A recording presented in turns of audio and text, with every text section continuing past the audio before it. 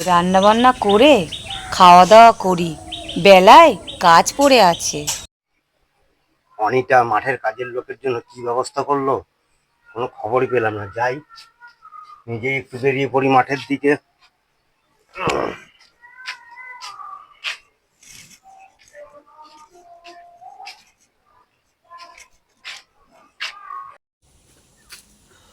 কোথায় গেল রমেন কাকু?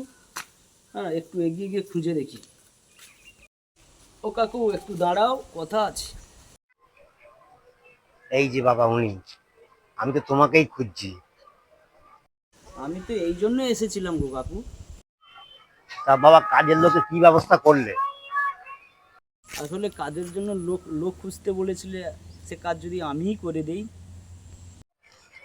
এ তো উত্তম প্রস্তাব।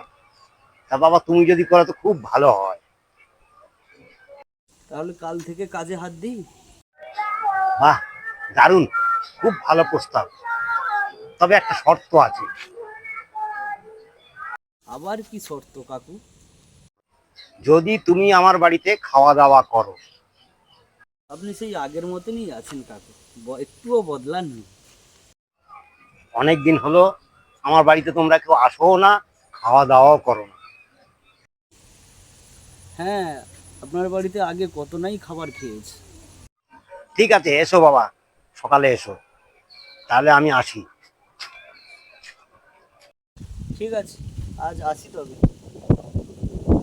দিকে অনিদার কাছ থেকে বাবার বাড়ির খবরটা নি, দেরি হলে আবার দেখা পাবো না।